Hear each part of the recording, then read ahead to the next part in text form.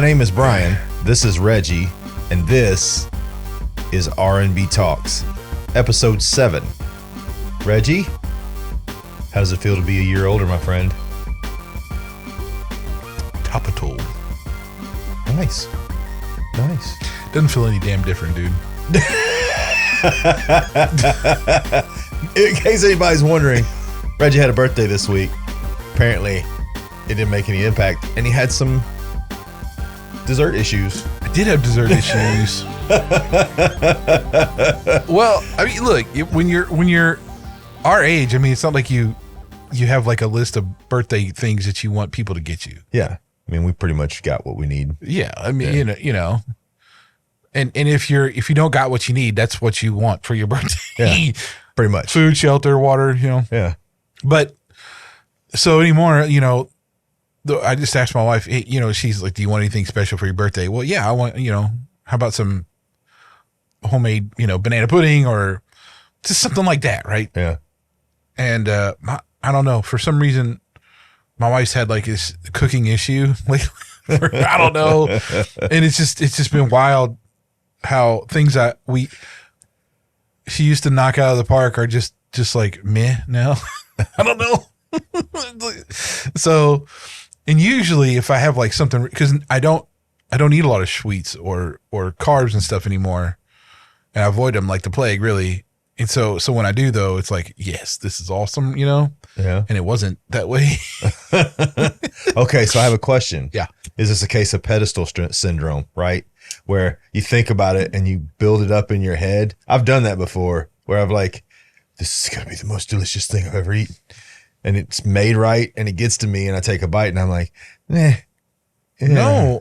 No, I mean, because no. I mean, I grew up with true down home Southern cooking, right? Like that. I grew up with this stuff, right? And, you know, your taste buds change, but man, you remember, like this. I mean, like and I've fixed my own banana pudding before. Like I wanted to see, like, I like banana pudding so much. I wanted to learn how to make it how I really liked it. Right. So, I mean, the guy on, the Cowboy cook, Kent Rollins. Yes. Love that guy. He did like how I fixed it before. And I said, babes, I want Kent Rollins, do his, and you'll be fine. It'll make it great. And it totally wasn't at all. So that guy made Cowboy coffee on a video one time.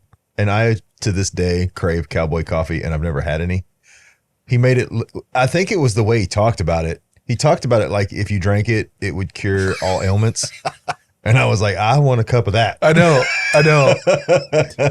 Well, it's just how he presents it too. It is how he presents it. And it's totally his way yeah. Because I mean, honestly, that dude could fix me anything. I'd be like, I'd probably like it. Just, it could be like freaking Brussels sprouts. Okay. So I got to tell you about this one, right? Oh boy. So I was having a space out moment and I was on YouTube and I ran up on a Kent Rollins video where he went to Taco Bell and he bought a Crunchwrap Supreme from Taco Bell.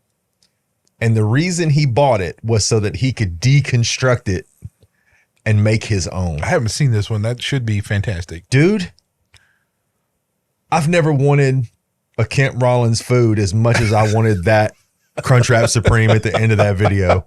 Like he worked hard on it. Like he was inventing like science while he was making this thing. And what was my favorite part is when he bit into the original Crunchwrap Supreme and had to mask his contempt. Like he was, you could tell he probably would have preferred to spit it out, but he was on video and he was trying to be cool. So, but then he makes this fantastic, magical, wizarding world of Harry Potter looking Crunchwrap Supreme. And I was so like, I've never envied something on a video like that, but I was like, yeah, like it's just, you know, that's magical. I know. Like, I want some of that magical deliciousness. I know, yeah. And I can't believe I can't have any. And if I fix it, it is not going to taste like that. No. You know, but I will say the barbecue stuff though, like I'll watch it and I'll be like, I wonder if I can do that. And then you do it. And it's like, all right, that was awesome. Yeah, but your brisket is unbelievable. But I've just replicated what others have done. Yeah. You know, it's like I didn't have to do anything by myself. It was just, but that's really just about, there's really like a science to it. If you just follow the science and temperatures and all that stuff. Oh, dude. It's fine. But the thing with like the crunch wrap, there's so many ingredients and you got to like put all this stuff. Well, that's different. I mean, you got so much more to it, you know? And he put so much more in it. He was like, this thing is kind of weak. We're going to make it my way. There was so much beef in it. I'm like, there's like a third of a cow in that Crunchwrap Supreme. And dude, I was like, I all over it. Well, we're going to have like I don't know. We have to get some money, like real money, and have our own, like, what do they call those? Cow rides or whatever, where they, I can't think of the name of it now. And we have a need for a wagon cook, and we there can you go. Hire him. Yeah. Or just call him up and being like, dude, we'll pay you for a day. Come cook all your favorite stuff for us. Like, and make the Crunchwrap Supreme. We need it. Like, I have to have that, Kent. You're just but like everything, like his biscuits and gravy he made. Yeah. I'm like, okay, dude, that's legit. His gravy. Oh no. Like that's that's one of those where you're painting the toilet the next day and you're okay with it. Dude, I just ate a salad for dinner. So like, now I'm like hungry, like for real. Like, it ain't gonna cut it anymore. I didn't have much better today. I had cauliflower crust vegetarian pizza. So yeah, I didn't exactly. Now, why would you have a vegetarian pizza? Dude, I'm trying to eat better. I'm a trainer. But vegetarian has nothing to do with eating better. It just means you're just not eating protein, meat, which is no. And I'm not a vegetarian by a long shot. Yeah. I'm not a vegetarian. Love meat. The only vegetarian food I like somewhat is like the true vegetarian Indian cuisine that they have sometimes. Oh yeah. Like, and it's just because to me they're like freaking, I don't know, like rocket science with herbs and stuff. Yeah, I mean, it's crazy. But yeah. Well, I love a good vegetarian Indian dish with a good amount of curry in it, because curry just tastes good, right? Like it just is what it is, right? All right, Reggie. So today's topic, very controversial in our modern day. Well, okay. I want to say this before we even get in the weeds here. Okay. I don't think it's like, this is important to talk about. Okay. First of all, but we need to ask the question is, why is it, or is it even so? But we're going to talk about personal identity, and philosophically, this is a convoluted and complex question. It is, because it deals with all kinds of different ideas and viewpoints and everything else, and also philosophy as a over history, I should say, has had all kinds of different viewpoints on it as well. So I think to start this off, when we're talking about personal identity, what is that? What are we asking? I think we're asking very much, oh gosh, that's so broad, man. There's so many aspects to that. And just kind of a side note, when I was doing my research for this episode, it's broad and deep. Personal identity has to do with your beliefs, your roles in life, your worldview, for the love of Pete, everything we've touched on in every episode. For me, it's the components of who I am drawn into what I project out into the world. Well, my faith. Let me help. I think you can dumb it down to what I would base this conversation on is the questions of who am I? What am I? Like those two basic questions you could silo this down to. Okay. And those have differencing of impact depending on what viewpoint you approach it. Okay. I know that in a philosophical term, they have different theories about this stuff. Yeah. Qualitative, quantitative, self-fulfillment or something. personhood. There's all kinds of different philosophical frameworks that this kind of is involved, right? So one like term I heard was like the characterization question. Okay. Which basically is the expectation of a deep and revealing philosophical, of a deep and revealing psychological answer to who am I, right? And the who am I, that's where we can spend some time on about like where that who am I comes from. And I mean by what criteria are we actually basing that who am I statement? What are we looking for as far as the criteria for that? Okay. Let's tackle that one first. Okay, let's tackle that one first. What would be your criteria? Okay. So based on identity theories, you have different viewpoints as to who you are. And because they ask the questions like, are you the same person you are today as you were in the past?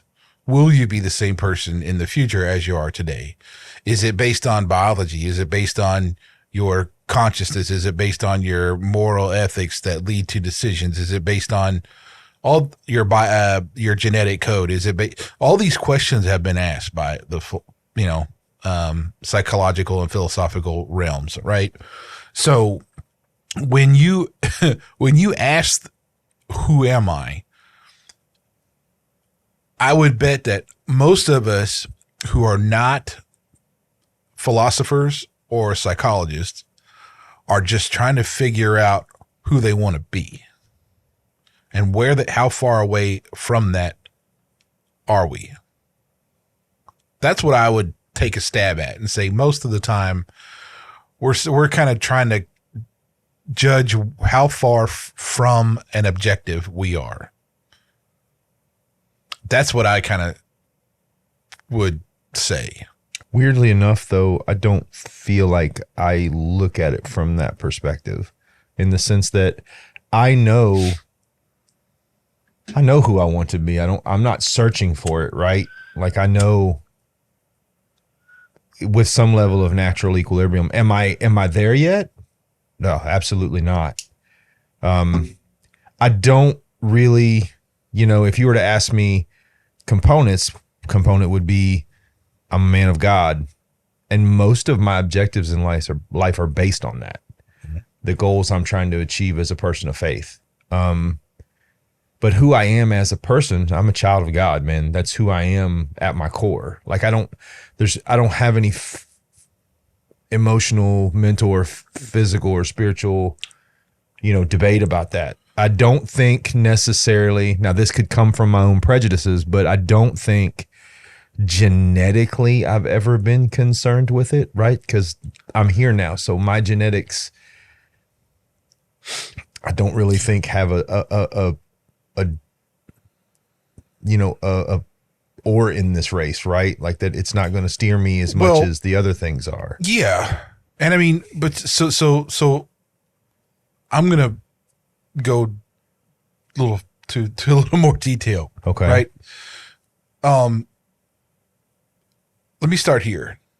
I'll give you some ammo, okay, so to speak. I like ammo. I found a really good article on identity from Stanford in their Encyclopedia of Philosophy. Okay. And it so I've had to do some philosophical research before and looking at different, like Kant or Bertrand Russell or there's all kinds of different philosophers I had to like dig into a little bit in my studies at Liberty. Right. So I kind of knew some of these things and I was like, well, I can go through and dig up some of that stuff, but this article kind of did it for me already. Okay. But so some of the like proposed answers to what are we? So I'll kind of list these in a little bit. So a biological organism. So okay, like an animal, I guess they call that animalism, I think. Okay. We're material things constituted by organisms. A person is made of the same matter as a certain animal, but they are different things because what it takes for them to persist is different. It's another one. We are temporal parts of animals. Each of us stands to an organism as your childhood stands to your life as a whole. We are spatial parts of animals, something like brains, perhaps, or temporal parts of brains. Is that so? In other words, you are your brain, basically. We are partless, immaterial substances, souls, and this is kind of the Plato, Descartes thought about this. Or we're compound things made up of an immaterial soul and a biological organism. So you are your soul and your biological material, right? Another one is we are collections of mental states or events. So our perceptions, we're just a collection of how we perceive the world. And then there's a couple of them, and there's actually quite a few philosophers throughout history that have just said there's nothing that we are because we really don't exist at all. So that's another philosophical standpoint that we must consider in this conversation as well, that we don't even really exist at all. So that's the bigger ideas of kind of what makes you who you are from a philosophical standpoint. Now, all of those are high level. So they, you really have to dig into these in order to like get what they're thinking of. Mm-hmm. But I can tell you that what the really big points of the discussion that divides everything is like, are you just your physical biology, or are you a spiritual being, or are you a mix of the two, or nothing at all?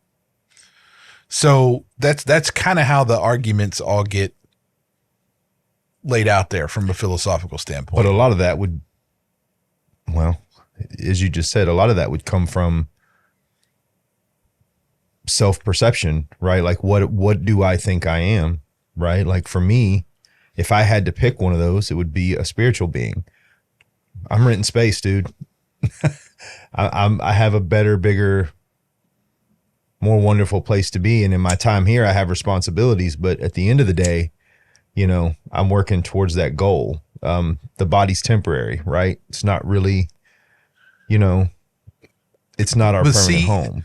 Who are you right now, though, is you have a biological component to your existence. Yes. So this is how I look at this. And I've had to think a lot about this. So like, because there's a question about like, are you the same person today as you were yesterday or in the future? I don't want to really get down that rabbit hole because there's like yeah, that's dude. There's a whole lot of things because they're talking about like, because you've changed or evolved or whatever. So leaving that aside for a minute, like while I'm living on this earth, I have a physical manifestation that I control, and that's fully, part of who I am. My character, though, and my drives and my passions and stuff like that is contained in parts of the brain.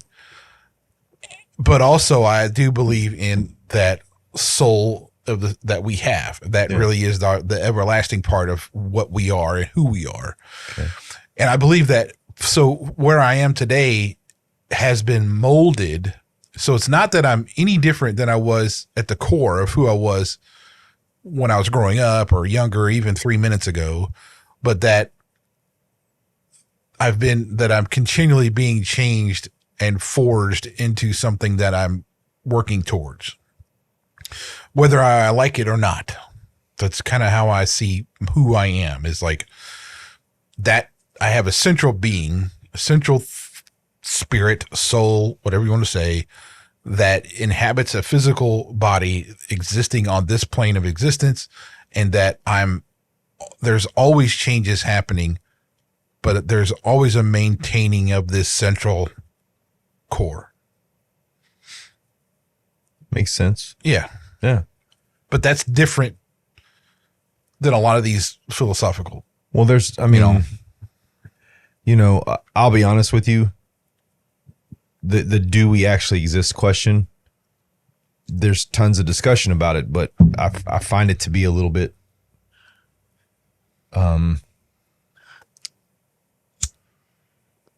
nonsensical.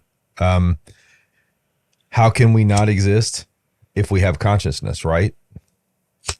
If we're conscious of what we're doing and we're making decisions about what we're doing and we're affecting our environment and we're affecting what we do, I kind of disqualify that discussion in the sense that I don't really, it doesn't really, there's no meat on the bone, at least for me, right? But okay, I'm going to stop you right there for just a second. Okay. What I relate that to, though, okay, is the different theories about like we're someone else's dream. We're a construct in a virtual reality program or something. All of those things actually, though, kind of make sense in a way if you're not religious, if you're trying to search for like who you are and stuff, because there's answers there, because the question I'll just say this real quick.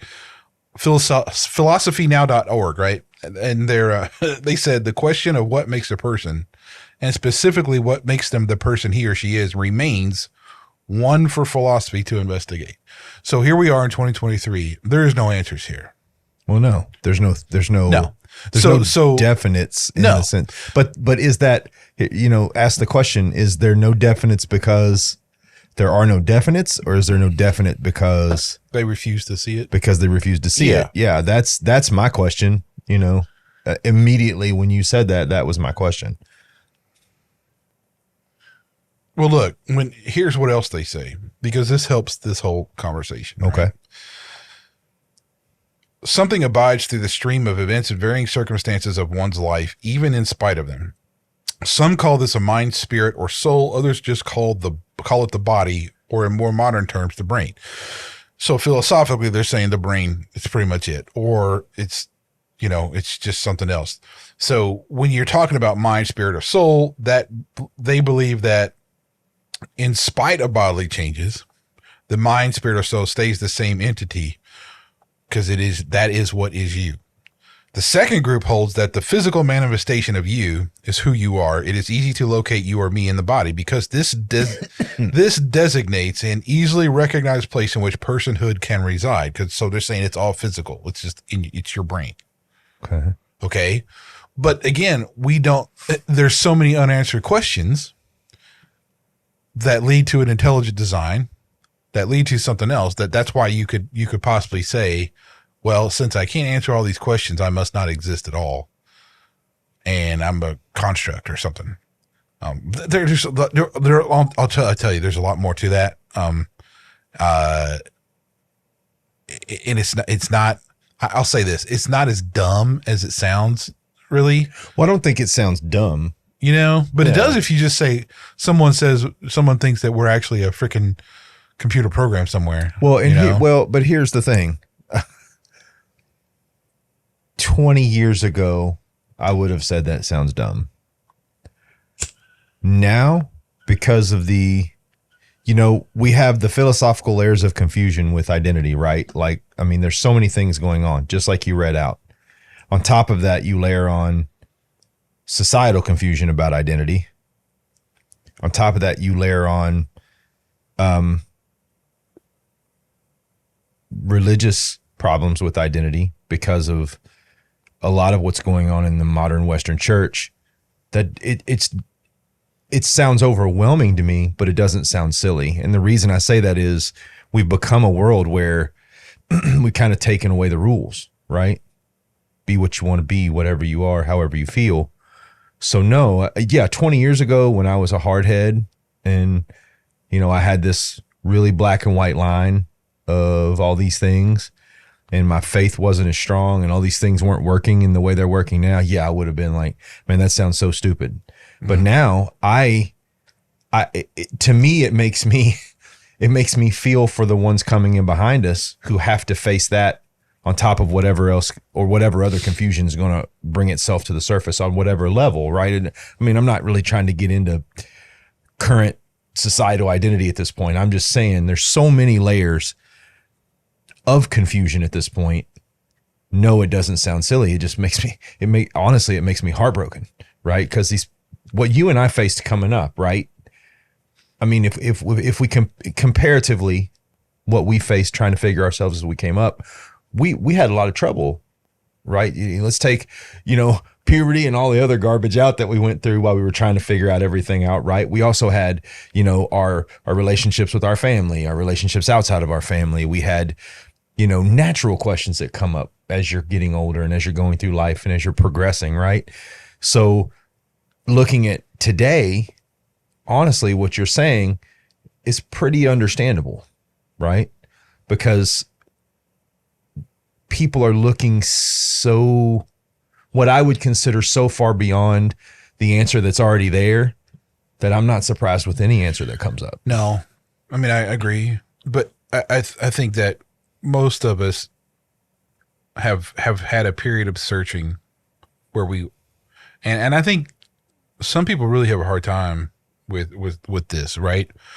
But let's say this before I just put the but there. Is there right or wrong criteria that we can use to define ourselves? I would say yes. I would say, I would say,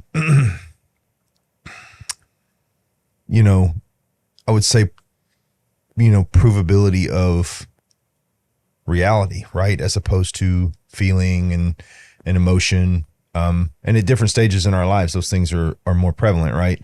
As young men, young women coming up, those emotions can run high or low, right? Depending on what stage of life we're in.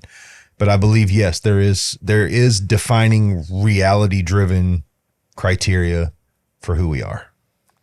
So let's look at this in a more real perspective that, this isn't for the philosophy majors and psychological, clinicians and all that stuff. Yeah. So when you're born, you come out, you have a set of genetic code that has defined kind of how your physical attributes and, some characterizations and leaning towards this or that. Yes, sir. So already that's part of who you are. Mm-hmm. You have a set of code that's kind of puts you on a path, so to speak. Then you have your family. That's the first kind of thing that you get is like who your mom and dad is. If you have any siblings or whatever, that starts contributing to who you are. Mm-hmm. Whatever schooling you go to, there you got more things. And then all along that path through when you're born, through all that stuff, you have experiences and things that happen in trauma or not, or whatever. Those are part of who you are. And then, those things keep happening to the point where, it's like, okay, so does your ethnic origin have something to do with who you are? Yeah. How much of it is, that's debatable. And we can talk about that, but your ethnicity does have a part of who you are. You can't deny that. Like, it's like, no. That's silly. So, and then you have, your passions, your connections you make outside of the family and everything else. And then how they're contributing and how you are allowing them to change you, if at all. That's part of who you are. What you do for work, shouldn't be like this monumental side of like what defines who you are, mm-hmm. but it gets there really quick in today's era. And I'll touch on that later. But, there's so many aspects that fulfill this whole question of like, who am I? It really does encompass like everything we've talked about so far. And it's like biological stuff. There's psychological stuff. There's, metaphysical stuff, if you want to call it that. It's religious stuff. All that stuff comes together and defines who you are. Mm-hmm. And it's up to us to kind of prioritize and align those as saying what's really important to my core. And I think that's a really specific and great question that I think everybody should answer. Like, because relating that to our modern era, You know, if I just focused on being a white man, and that's really who I was, you know, who I raised myself up as that was really the core and most important thing to me that was critical to how to find myself. I'm doing it wrong. Yeah, of course. Okay.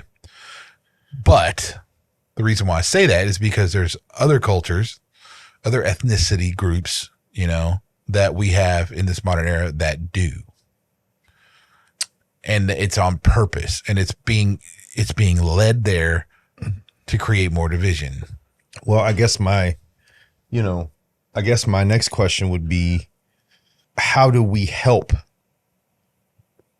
in steering people away from that? Right.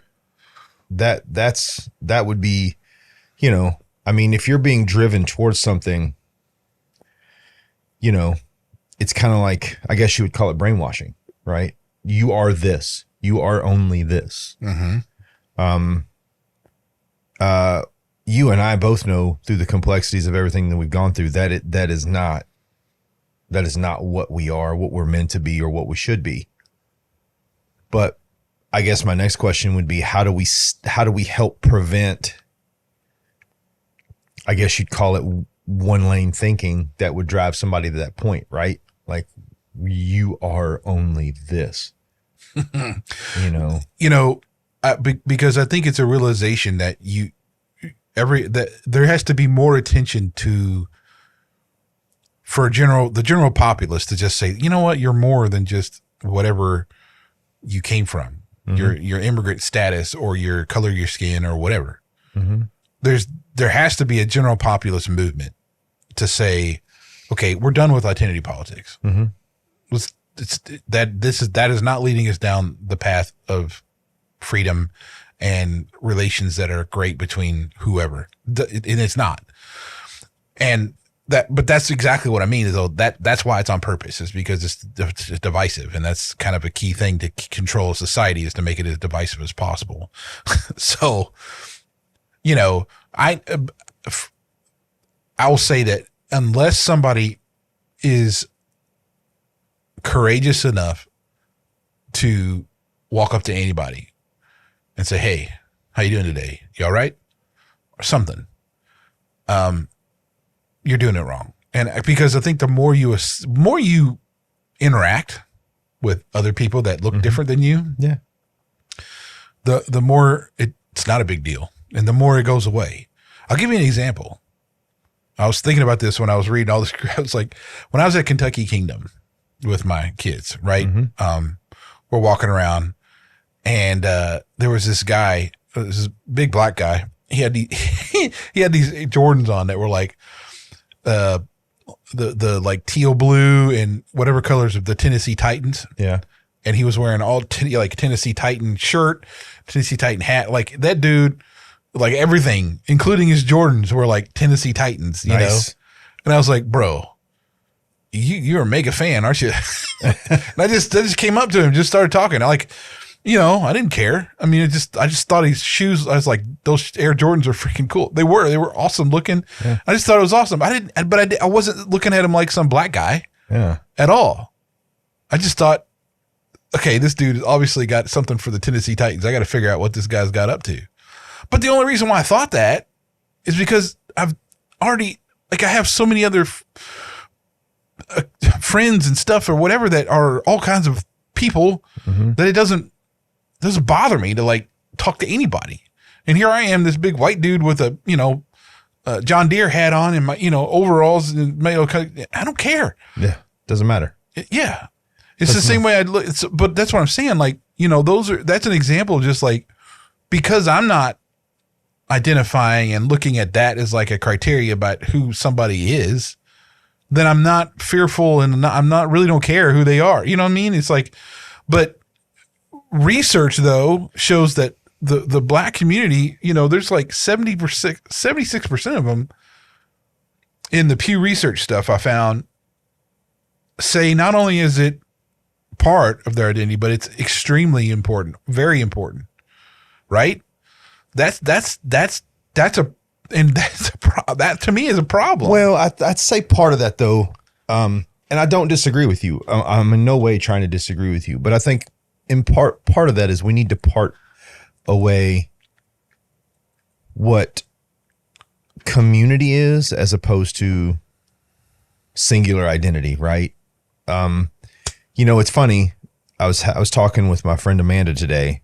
I working with jewelry, and I work with her, and Amanda and I were talking, and we were talking about this exact same subject. We were talking about how one race of people or one religion of people can be in a single area, yet sectioned off in that area, behaviors, traditions, all that stuff can be different, right?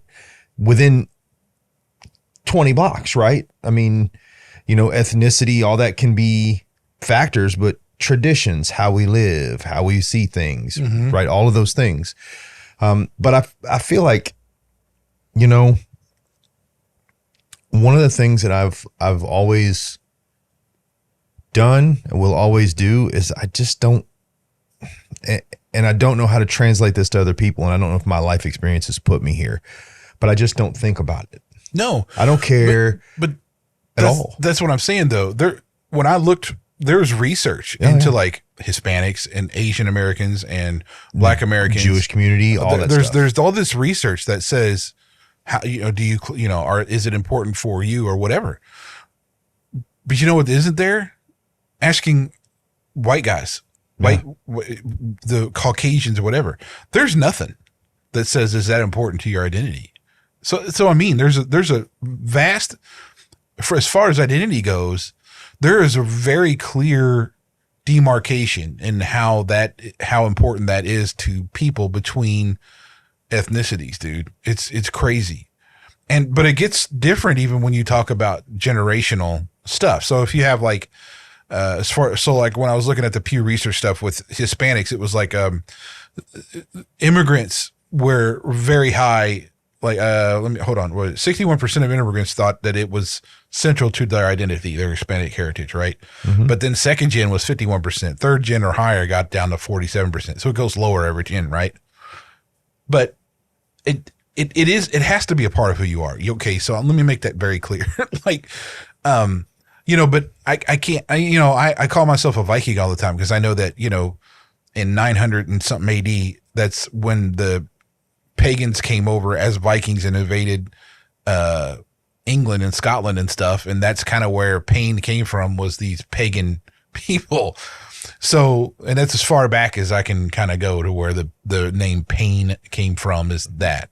So yeah, I talk about being a Viking and all that kind of stuff, but it's not central to my core of my person. You know what I mean? It's a part of who I am and what makes me who I am, but it's not like this central thing that I latch onto and like it's critical for me to be who I am. Yeah, I don't think so either. I have Scott in my heritage, and Scott, Dutch, German, and a little bit of Irish, and believe it or not, a little bit of West Indian. And other than the fact that I burn instantly when I go out in the sun, I really have no attachment. I mean, I admire my heritage. I've read and studied about Scotland, and and I've read and studied about Ireland, and I've looked at the Dutch colonies and all those things, and I traced my last name back. Kirby.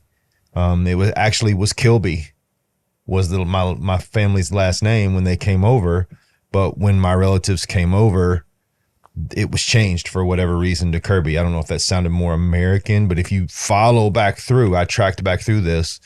But for me, that's not central to me as an individual. Am I saying that I don't appreciate it? Well, no, I wouldn't say that. I'm sure you appreciate the history. And I think what's central to me is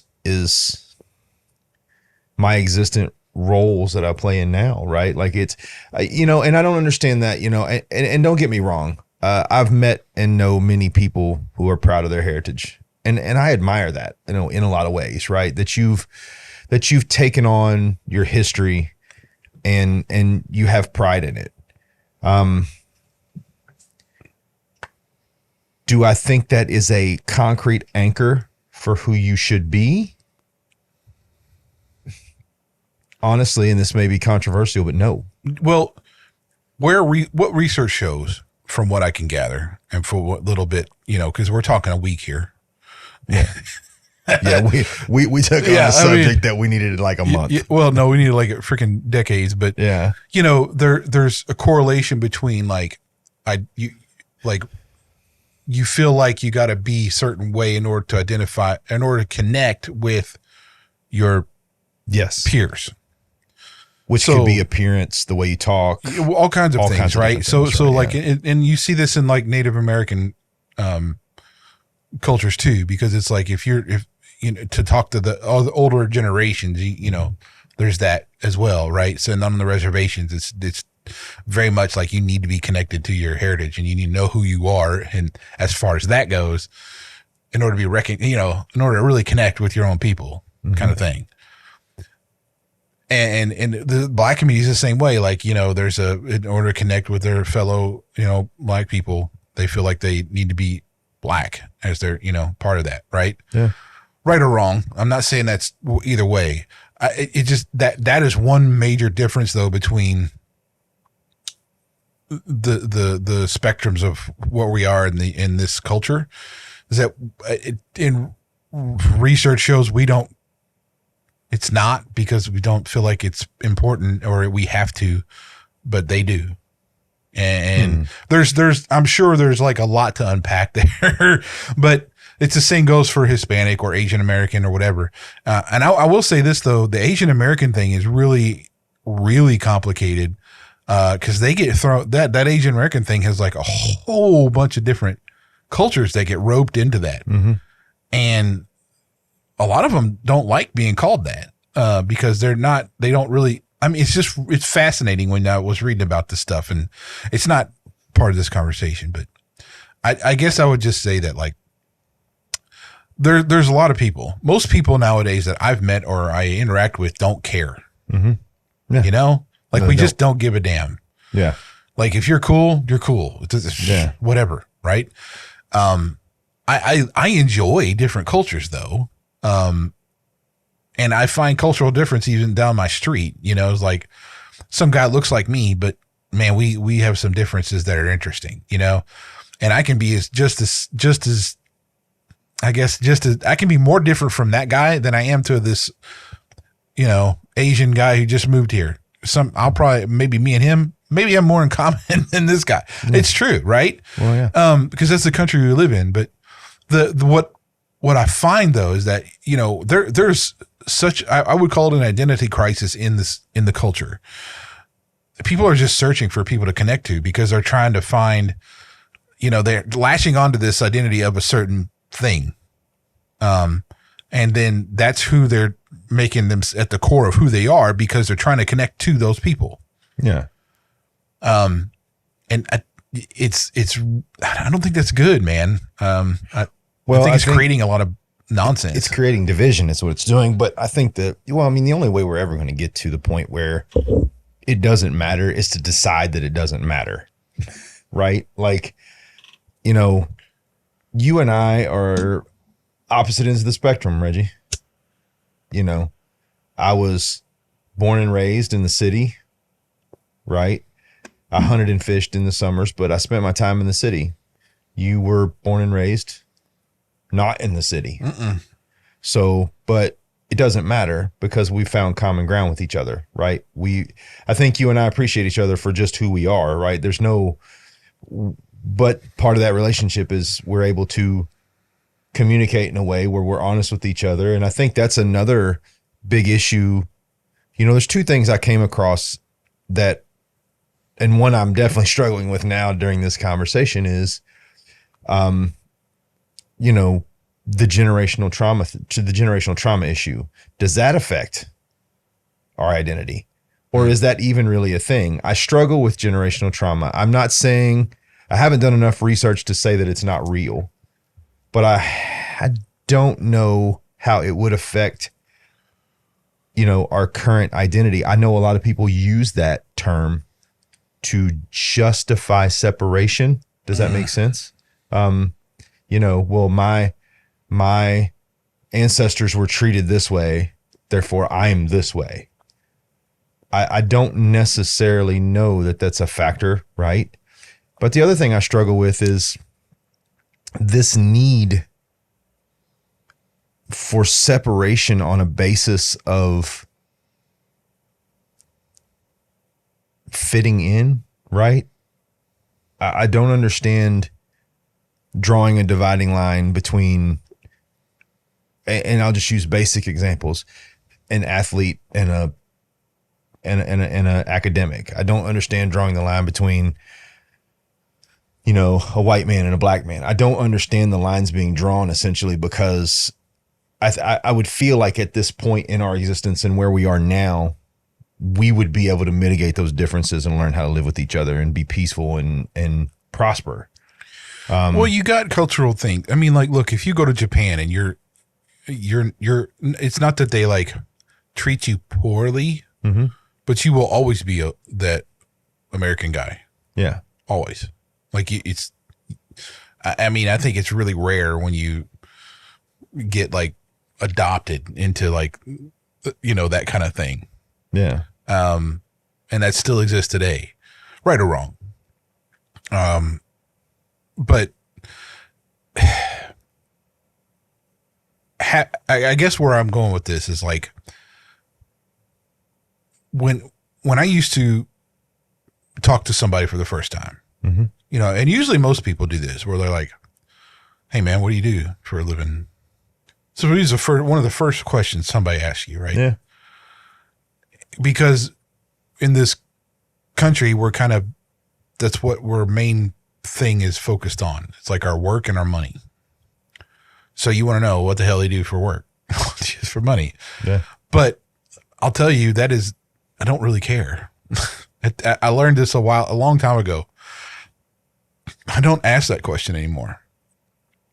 We may, in the scope of the conversations, maybe get there, but to be honest, I don't really care what they do. I really want to know what they think about what they do for fun, that kind of stuff. Right. Mm-hmm. So usually when I meet somebody for the first time, it's not like, well, what do you do for a living? It's more like, well, what are you passionate about? What do you think about? What do you spend your time doing? Because that, to me, that says more about who they are. Yeah. Than what they do for work. Well, or the new, what do you do for work? What is your political affiliation? No, I don't care. That either. I don't care. This is, and I only bring this up because somebody asked me this the other day. He's like, well, I was like, how you doing? Good. We were just sitting there waiting for something. I think we were at a pizza joint or something, waiting for our order.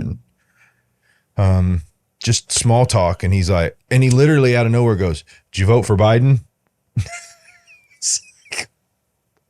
I was like, I can't even stay in this conversation. What? I was like, I didn't even know how to respond. He asked me so bluntly, but I think that's the new, what do you do for a living, right? In our current society is, what's your political affiliation? Look, man, I've got friends who are Trump supporters. I've got friends who are Biden supporters. I've got friends who are Democrats, friends who are Republicans. It doesn't, at the end of the day, it doesn't matter.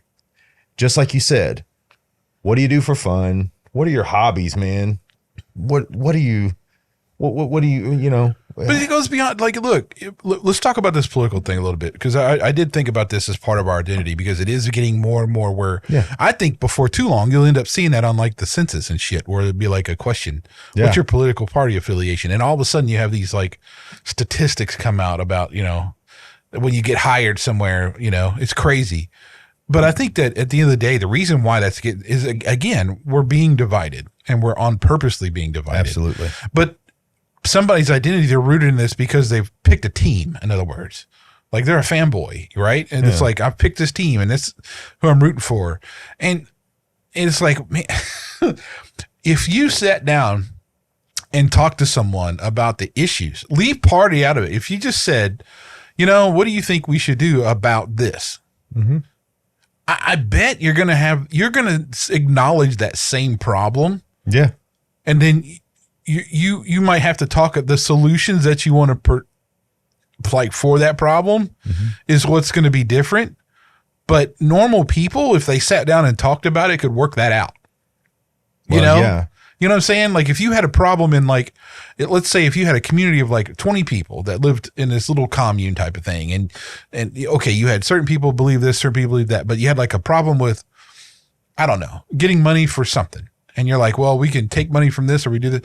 You could work that out between those people. Regardless. Yeah, it wouldn't matter. Like, you know, the red people and the blue people. I mean, come on. No, it's really not that way. And even more so, you're seeing the division purposefully now. You know, we were discussing this amongst a group of people. You're starting to see with this election coming up, you're starting to see, you know, I hate to say this, but you're starting to see Team COVID come back, right? Which, what did that do? It had nothing to do with the virus or the boosters or the vaccines. It had to do with separating. And I think that's where they're trying to go again, right? So, I mean, and I think if you got vaxxers and anti-vaxxers in a room and you didn't tell them the status of either one, but you laid a problem down in front of them, it isn't going to matter. They're going to work it out, right? That's the nature of it. And it's this divisive kind of, it's rhetoric, man, is what it is. It's just rhetoric of. But again, it goes back to when we're talking about identity, though, it's like the importance of things you place as who you are matter. So the question of like, is it important? Yes, it is very important what criteria you use for sure. to define yourself. Yeah. And I mean, especially from this, and I'll just say that's a problem in the secular world, because when you have legit like thought leaders in this era that say you don't exist at all, what the hell do you do with that? Right. I mean, okay. And it's, again, if you're not defined by anything else but like material things, physical bodies, all these type of things, and everything in the end gets burned into heat death, then what do you do with that? Like nothing you do matters. Who you are matters. Doesn't matter. Doesn't matter how much money you have. Doesn't matter how famous you are. In the end, it all goes away. Done. It will never, it will cease to exist at some point. Doesn't matter what it is. Right. Yeah. So that's where I go with this stuff. It's like, okay, look, you're more than just a black guy. You're more than just a Chinese female. You're more than just, some Hispanic, janitor or teacher or doctor or whatever. I mean, hell, my doctor is Colombian. Mm-hmm. I love her to death. And I wouldn't have, and look, you'd think that's weird to have like this, I'm this white guy that goes to a woman doctor who's Colombian, but she's amazing, right? I don't see her as those things. She's just a great doctor, right? Yeah. I mean, that's what blows my mind. But some people have an issue with that, right? Yeah. And it's because I'm not looking at that as a criteria for who you are. No. I think that is part. Okay, let me qualify that. Sure, that has to be a part of the equation, but that's not the central theme of your life. No, it is not. I don't qualify on anything other than the content of a person's character, really. I don't think it's really necessary. No, it's not. I mean, we don't really gain anything, right? Like if you could show me quantitative proof that me looking at you, Reggie, and going, well, he wears overalls and he lives in the country and those are all things that I need to take into consideration because they're going to lead me to a certain point. Mm-hmm. Okay. If you can give me quantitative proof that that's actually something that exists, but you can't. And here's why. Doesn't matter. Doesn't amount to a hill of beans. It doesn't have anything to do with the content of your character, the way you live your life, your integrity. Those are all things that I'm looking at far more in any situation than looking at, even, and even someone's philosophies. I don't have a problem. I know what I am. I'm confident in who I am. So when I'm approached or I'm in a situation where someone has a conflicting philosophy with mine, that doesn't give me pause to get to know that person and to give that person a respect and show them respect. If anything, that adds some richness to further conversation and where we're going to go in that relationship. Right. But and I hate to go down this road, but I think we've taken it further than race and ethnicity. I think now we've taken it into, gender ideology. All these things are further ways to carve into unity, right?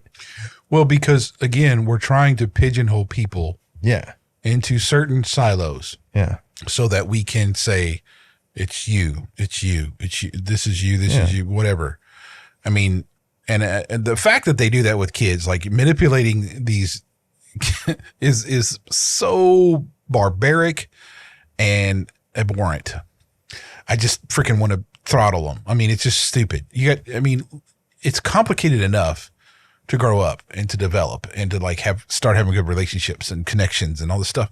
And then you want to just throw in all this stuff into it when they don't even think about that. It's beyond me. And the parents these flipping people who encourage their kiddos to like do these things, you ought to be thrown in jail. I'm just saying, no, you are evil, and I will call it that until the day I die. Thank you. It's the old tornado theory, right? Like, tornadoes are chaos. Think about a kid going through puberty. That's chaos, right? You don't add wind to a tornado. It just becomes worse. What you do is find ways to slow things down, right?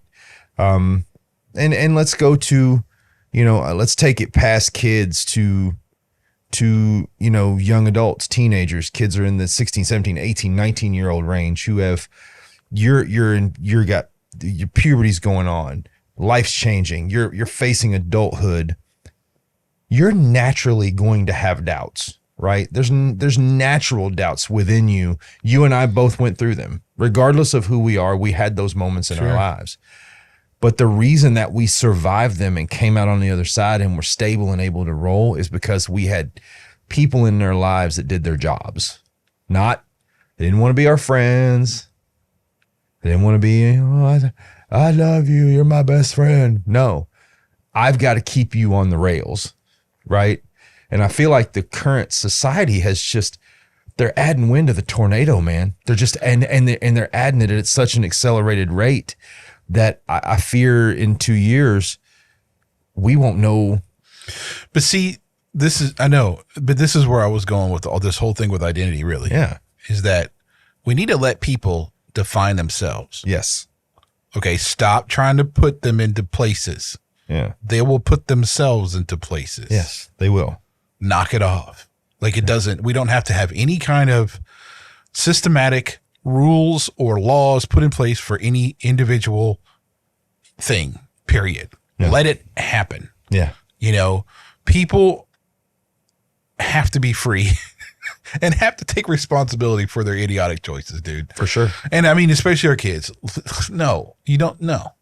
I mean, it's hard enough. And it's not even like, especially if you look at places where there is actual poverty in the country. Mm-hmm. Like, and thankfully it's smaller than what it was, but you still have pockets of these places where it's like, people are battling to like, where are they going to eat, what they got, mm-hmm. how they going to, put shelter over their kids and all that kind of stuff. And this is down in like, I mean, this is just recently when I was like driving through Appalachia area down in, like Kentucky, West Virginia type of places where there's like all these old mining towns that there's nothing left. Yeah.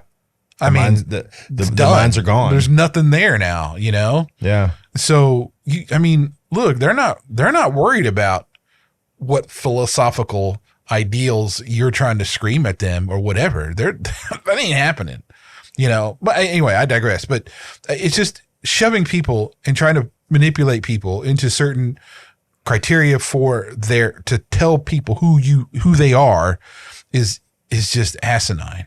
And people need help with this, but not from the government. No, not from the government, not from our schools, not from any governed body, period. No. Right? Like, and what I mean by governing body is I'm not picking on teachers. I'm just using, or not teachers, but, schools and school districts. But, these kids have enough to worry about.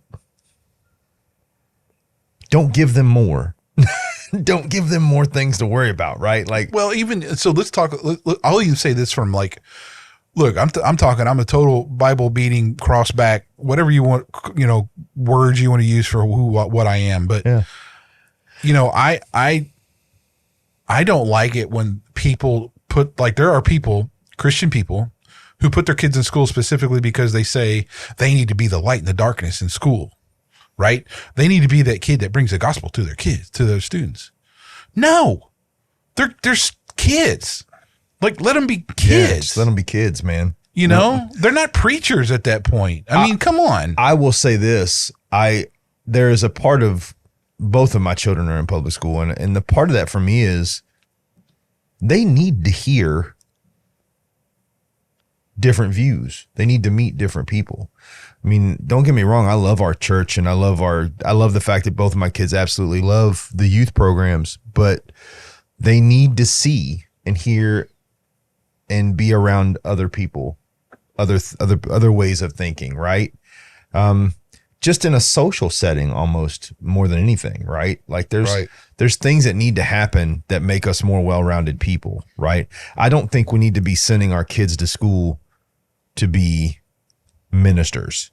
No, but I mean, look, they're having a hard enough time without me putting that on their back. They need to not be afraid to, like, say something. But at the point though, that's not their role. No, that is not where they're at. Right? I mean, because it's the same, and look, you can even say this to a lot of humans. It's like, look, dude, you're a Christian, got it. But if you go out and slap somebody in the side of the head with the Bible and they're not open to it, or you're just damaging it, really. Yeah. But anyway, besides all that, the secular version of identity is, as we've already talked about, is pretty convoluted. And it's like, it goes way beyond just like how you feel today. Which is why there's such a depth of struggle. Yeah. At this point. So I just want to make the point that, there's a purpose behind the identity crisis that we see in our culture. For sure. I think that a lot of times it's really because it's making us more divisive. But what I'm going to ask you now, Brian, is the question that you probably want to hear. Awesome. I don't know. How does Jesus and the gospel change identity? That is a fantastic question, Reggie. I believe it begins by changing our perspective of who we are, right? It gives us purpose. It answers that question. Why am I here? What am I supposed to be doing? Which is part of our identity. Part of my identity is being a man of faith, being a leader in my home, being a good father, being a godly father to my kids, being a godly husband. I believe that the message of Jesus in the Bible is exactly that, is here's your purpose, right? Here's what you want to become, right? Christian means Christ-like. We can't be Christ because we can't be perfect, but we can sure shoot for it, right? And that gives us purpose, and that gives us identity. Therefore, from now on, we recognize no one according to the flesh. Even though we have known Christ according to the flesh, yet now we know him in this way no longer.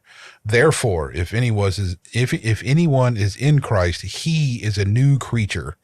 The old things passed away. Behold, new things have come. Amen. That's 2 Corinthians 5:16-17. But there is a clear message of identity when it comes to the Bible. Like it is really not confusing. We are made, once you follow that path and you start walking in the footsteps of Jesus, you are now a new creation. You are now adopted into the one Most High's family. You are now something unique and purposeful. We are princes. We are heirs to the throne, my friend. For we are his workmanship, created in Christ Jesus for good works, which God prepared beforehand so that we would walk in them. Purpose, works, his workmanship. That's who we are. Yeah. Amen. There's no doubt that there's things here, right? Yeah. So see how great a love the Father has bestowed on us, that we would be called children of God, and such we are. For this reason, the world does not know us, because it did not know him. Beloved, now we are children of God, and it has not appeared as yet what we will be. We know that when he appears, we will be like him, because we will see him just as he is. And everyone who has this hope fixed on him purifies himself just as he is pure. I mean, dude, this is it. Not just that we don't have to worry about identity, but we don't have to worry about anything. Yeah. Yeah. You know, that's the thing, man. It's like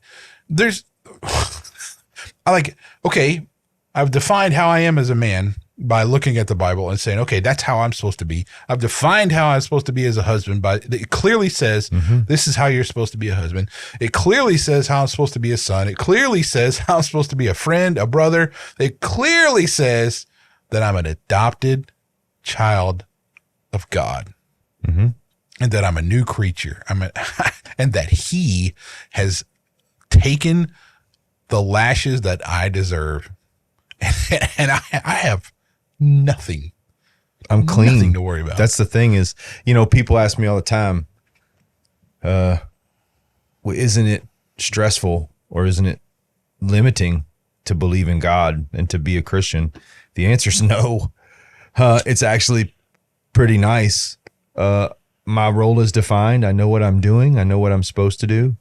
I know I'm supposed to love others. I know I'm supposed to be a godly example to my family, and I'm supposed to, all of those things are defined for me. I don't have to go search those things out. Right. And it's super, it's a kind of freedom I can't explain. Right. Like it's not even, there's no yoke of oppression that goes along with that. It's literally, hey, guess what? Here it is. I'm just going to go do it. Yeah. It gets hard when you are combating not anything but yourself. Mm-hmm. The realization is that most of the time your troubles are around because of your flesh. But I would in ways disagree with you, because I know myself and I know my tendencies, right? So it's easy to recognize when I'm losing that control, right? Now, that doesn't mean that temptations aren't equal and strong and things don't happen that pull me off the path. But I think a lot of what I pray for is a sense of self-awareness, a sense of discernment, even with myself, right? Like, yeah. You've said it to me before. You'll say, man, I've had an off week. And I'll go, what's up? You know exactly why you had an off week. And after you've contemplated it, you know how to correct, right? So I feel like through that sense of discernment that we're given, through that sense of ourselves that we're given, through that clear picture of who the tempter is and what's going to pull us off the path, I feel like, for me personally, this may not be for everybody else, I feel like I'm pretty quick to recognize, yeah, man, I'm over my skis, right? I need to get myself back in line. But you do get over your skis. I do, yeah, okay, for sure. So that's what I mean. Like it's hard, because even if it happens, if it was easy, it would never happen. My favorite one is when we know we're about to get over our skis, and we do it anyway. It's like this is bad. I know this isn't gonna go well, but I'm all in. And we do it, man. Yeah, man. And that's the thing. That's another thing too. Part of it that's freeing for my identity is I know I'm a sinner. I know I'm not perfect. God tells me I'm not perfect. We were born of sin, right? So I have the freedom of knowing, not that I can just go sin without consequence or anything like that, but knowing that, man, if I mess up, man, God, It's help good. me out here, dude. I'm good. I know. But help me out, But right? So what I find awesome, not only do I know who I am, defined by the guy who created me and created the universe, but he also says, now we recognize no one according to the flesh. No, for sure. You are no longer strangers and aliens, but you are fellow citizens with the saints. Yep. And are of God's household. Dude, So you're no longer strangers or aliens. No. So we have to remember things like race are a human construct. Yeah. We made that up. Yep. That is really not in the Bible at all. Ethnicity is. Race is not. Right? There are different things. Don't go there, comments. Okay, well, I have a question. Before you leave that, I have a question. And I only have this question because I was listening to a sermon and I heard it brought up in a sermon. Okay, so race is not in the Bible. And just so you know that I don't agree with the guy I was listening to, but I listened to it because I was interested to see where he was going to go. Okay. But he said racism is in the Bible. And he used the woman in the well. I don't think that's okay. I don't think I would classify that as racism, though. That's classism more than anything. Yeah, I mean, I would tend to agree, but I just thought I was interested in your answer because I got where he was trying to go, right? I just think he was trying to use something. He was trying to create a example that may have been embellished with something that had modern tones. I mean, you do. I guess you can qualify that racism. I mean, because you had people that lived like right next to each other that hated each other, and they were, sure. the Babylonians or the whatever. I mean, so I guess you could say, but it's not. They weren't defined by their race; they were defined by their ethnicity. Yeah.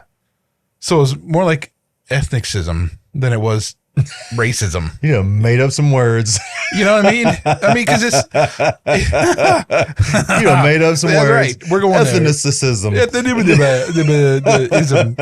But I mean, yeah. I mean, look, dude, you have people hating people in the Bible, sure. Yeah. You got people hating people in every book. Yeah. But I mean, you don't have like, oh, that fella right there is a black man.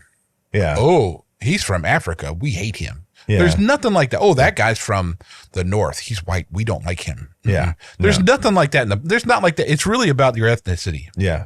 In the Bible, and I'm sure you could dig up something and okay, fine. But look, at the end of the day, race is a construct that humans made up. Yes. Okay.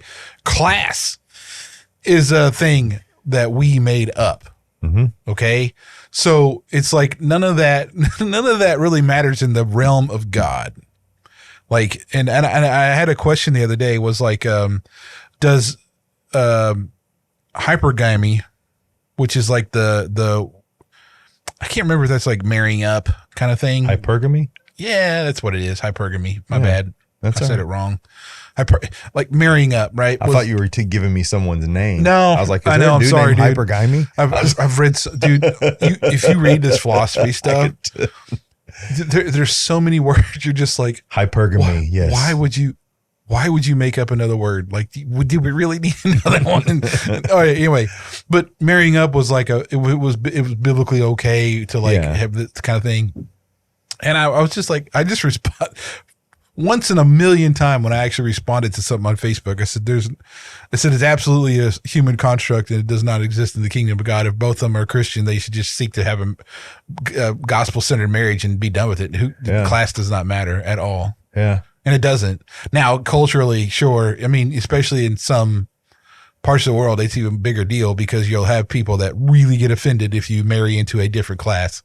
But even in the Bible, like cross-culturally, there were marriages that were made to work, right? Like one of the things I struggle with in this current world is when we say, well, we don't want to marry into this culture or we don't want to marry into this culture. there are instances all throughout the Bible of marriages that were from different kingdoms, cultures, that all, because they were biblically based, they survived, right? Like again, another one of those constructs, right, that separates us, not class construct. What does it mean? Caste, whatever you want to call it, doesn't really matter. Good people are good people, I guess. I mean, but I think about this all the time. Like, if you're an intellectual person and you're not a Christian, so you base everything on intellectual works and stuff that humans have created. Where are you going? Like, what do you pick? That's my always conundrum, because I'm reading the same stuff they are. Mm-hmm. I'm reading the same research, and I know that's a different of, perception, because I'm looking at it through the lens of my worldview. But man, I mean, when I look at all this stuff about identity, it's just like, it's another one of those where I'm like, how does anybody have a clue? I think if you're looking at philosophers in their own way, Reggie, I think they're searching too. I don't think they're sure. Well, they aren't, because they're searching for an answer that they base their whole careers on not being certain. but you understand what I'm saying? Like, I mean, if a lot of the philosophical stuff is very interesting to read, but it really goes nowhere. So these are people that are searching just like everyone else is searching. They're just searching with a higher level of higher IQ and a higher level of intelligence. I mean, and it gets, and it does this in every kind of genre you would think of. Like, morality is even probably worse than identity, as far as like what are theories and stuff are out there about how that gets formed and all that kind of stuff. It's bizarre, man. But I guess the one thing I would put as far as identity, for what is important for people, at the core of who you are, you get to decide who you are. Mm-hmm. Now you have pieces that you can put together, but how you prioritize those is up to you. And there's reasons for, having certain classifications that you may deem that you stamp your flag into the ground, say, this is me. But I think everybody's just got to take a step back and go, how am I really defining who I am? I mean, is it really all about what, where I came from, or is it what purpose is that serving? Like, is there some other thing that could be more important? What about my morals and my ethics? And, I just think people need to really contemplate that stuff. Well, the best way I would say it is stop letting other people work on you and start working on yourself. Right. I believe a lot of the identity crisis that's going on right now is we allow other people to work on us. Right. Well, that's not how you find out who you are. Right. You got to go work on yourself. You got to go search within yourself. Right. But I think a lot of that comes with this, especially in the last 10 years, this snowflake mentality, right? Well, you're special, but we don't explain to anyone why, right? You're special. You deserve this. You should be happy. You need to go out and really look at what truly you feel and stop letting other people write your story for you, right? I think a lot of this is, we've taught them to depend on others for their story. Well, where does it lead you? Where are these choices you're making to define who you are? Where is that going to lead you to? And what is there anywhere to go? Yeah. Or are these choices you're making leading you to places that can't possibly go anywhere? Because let's be clear. Let's use an example. The example of,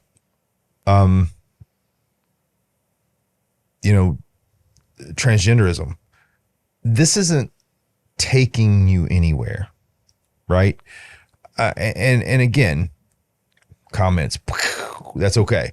It doesn't end anywhere constructive, right? It ends in divisiveness, self-doubt, It ends in so many things that don't have anything to do with others' judgment of you. It has to do with it doesn't have a framework for a future, right? So if you're looking down the barrel of something, any common sense person who's going to make a life-changing decision has to look down the barrel of that decision and say, all right, well, I need to think about the future. So where is this going to land me in 10 years? Well, let's take a look. You know, trends change. Things convert. They fly back and forth. Where are you going to be in 10 years? You're not going to be any further down the road. No. You know, you're not going to be, you know, you're not going to be originating the thought either. So the data suggests that we're doing it wrong. Yeah. You can't have 50% suicide rate and think that's right. Yeah. It's obviously not working. Yeah. What you're doing, how you're treating that, what we're doing is not working. But in the overall sense, what I'm saying more than anything is that's just kind of a in the bigger picture of things is a micro example, as opposed to stop letting other people work on you. Exactly. Step out on your own. It's uncomfortable. I'm going to tell you up front, having to face yourself and your mistakes and trying to figure out how to straighten up your life and trying to figure out how to be a more dependable human being, trying to be, you know, ready with your words, because your words mean something, right? All these things are very difficult things to get hold of and develop. But if you take hold of them, they're yours. They're not someone else's thoughts. They're not someone else's philosophies. They're yours. Well, and let's just be clear. Let's be crystal clear. Okay. There is one way that isn't confusing at all. And it's you pick up that cross. Yeah. And you follow him. Yeah. You open up that Bible, read through some gospel. Just make a choice that you know what? That's true. I want to follow that guy. Yeah. He is the way, the truth, the life. You and I both know that if you do your research, if you look at history, Christianity is really the only historically provable thing out there. Well, it's the only one that they continually find new archaeological evidence for. Yeah. Even as we're going back like a month ago, we get another one. Yeah. So, I mean, look, it's the only one that is historically verifiable, and the events that it says that happen. And the controversial stuff in it is more proof that it actually is true. Well, I mean, and for my Christian brothers and sisters out there that are getting beat down by the world, and we just said it. You know, do I make exceptions? No. Did Christ make an exception? No, he packed a 170-pound cross up a hill while being tortured, spat on, knowing it was leading to his doom, and then was nailed to it and died so that you and I could be cleansed. So, yeah, you can. You Not sure just can. that, but I mean, it's short-sighted. This is what I don't understand. Like, especially when you talk about who you are. If you just talk about that you are this person and this time, and that's all you look at, you're not looking far enough. Yeah. You're, from our standpoint, infinite. You are an infinite being. Mm-hmm. Now you can choose how to spend that infinite. This is just a drop in a ocean of time. Well, even though time probably won't exist when you, but that's another conversation. But you know, it's just this is but just an infinitude, small little time that you're going to have an infinitum. I mean, come on, you know, just, you can be strong for this life, and you can hold up your own on this life because it matters for the next. Well, you know what's even more beautiful? That's why we have brothers and sisters in Christ. Because if you're having trouble holding up your own, there's somebody there to help you hold it up, right? There's somebody there that you can turn to and talk to and invest in and grow in, and they're going to invest in you and want to grow in you because they want to see you get the reward that they know you can get, that you know you're going to get by being faithful, right? So one of those things is, you know, we got to get out of the echo chamber. Right? You know, but and we have to remember, especially about everybody has a cross to bear. Absolutely. Okay. Everybody has stuff they're dealing with. And I mean, I saw this meme. I shouldn't say meme. It was a video on Instagram, and he was talking about how guys always say they're all right. Mm-hmm. Usually when they say they're all right, they ain't all right. Yeah. There's stuff going on. We got to remember that too. Regardless of like the identity, the central theme of someone, they're going through something. Yeah. And it's, you know, and maybe their identity is that way because of something they're going through. Well, they're hurting. Yeah. And one of the things we have to realize is, you know, again, pray for that spirit of discernment so you can know and understand that. I mean, how many times have you and I in our lives been in a spot where we're hurting and we're, you know, and that person has stepped in and said, hey, brother, you know. Dude, it's way too many times. Yeah. And not even, it's just in the most weird sometimes ways, or least expected. It's bizarre. And that's why I say there's no such thing as a coincidence. It's always designed for a purpose. So identity is something I especially have a kind of not, I wouldn't say passion, but it's like I label that as important. Yeah. Because I think that a lot of problems we have today are because of identity. Yeah. And it's just not going in the right direction. Or lack thereof. Well, right? lack thereof, or misplaced, or whatever it is. And so many problems, I think, you know, today would be just obliterated if you just changed it. Not changed it, but you use different criteria for yourself. Or, you know, if somehow magically tomorrow identity politics went away, you would fix a lot of things. But, you know, that's just not how it's going to be, because we live in a fallen world. But that's true. Thankfully, we have a savior for that. All right, brother. Well, I think we covered it. Yeah, man. Guys, thanks again. These are 2 mics. These are 2 chairs. We'll see you later. Have a great day. Bye-bye.